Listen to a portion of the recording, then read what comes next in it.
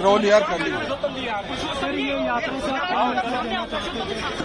देखिए, यात्रा का मकसद स्पष्ट, जिस तरीके की आतंकवादी गतिविधियों को पाकिस्तान लगातार इस देश में बढ़ावा देने का काम कर रहा था, जिसका एक नमूना अभी हमने हाल फिलहाल में पहलगाम में देखा, उसका जो बेफिटिंग जवाब भारतीय सेना ने दिया है।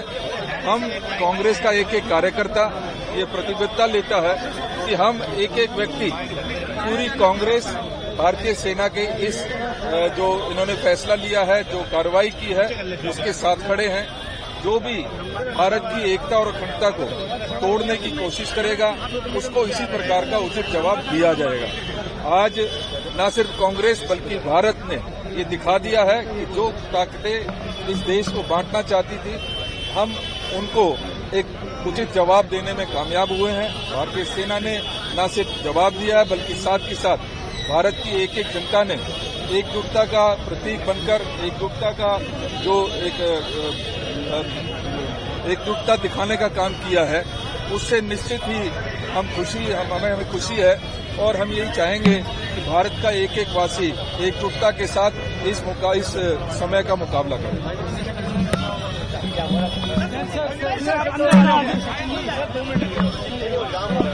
जाम लग रहा है और पीछे जाम लग रहा है।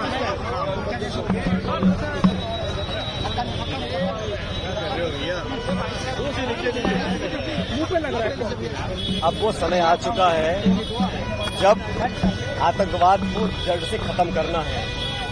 पाकिस्तान ने दुस्साहस किया, 73 लोगों की हत्या जो पहलगाम में करी, वो भारत की आत्मा पे आक्रमण था और हमारी सेना के पराक्रम और शौर्य का कोई सानी नहीं है।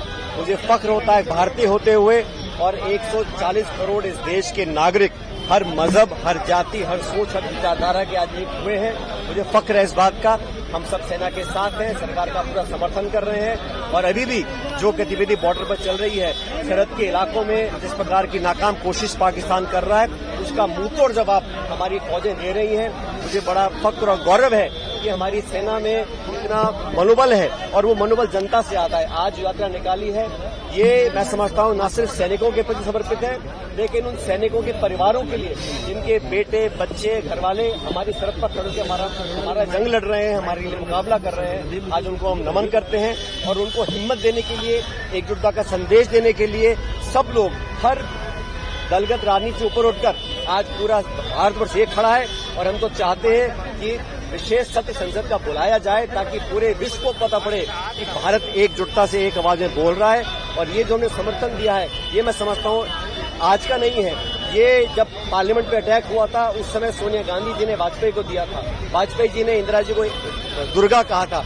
तो हमारे आपस में विरोधाभास हो सकते हैं, लेकिन भारत दुनिया के लिए हम एकजुट हैं। और हम सब लोगों ने मिलकर प्रण लिया है कि हम भारत की सेना के साथ हैं, उनका मनोबल बढ़ा रहे, और चाहे कोई कीमत चुकानी पड़े।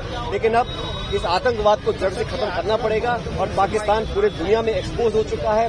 Osama bin Laden, Azhar Mahmood, तमाम आतंकियों को उन्होंने पनाह दी है, और अब समय आ गया कि उनको कीमत चुकानी पड़ेगी।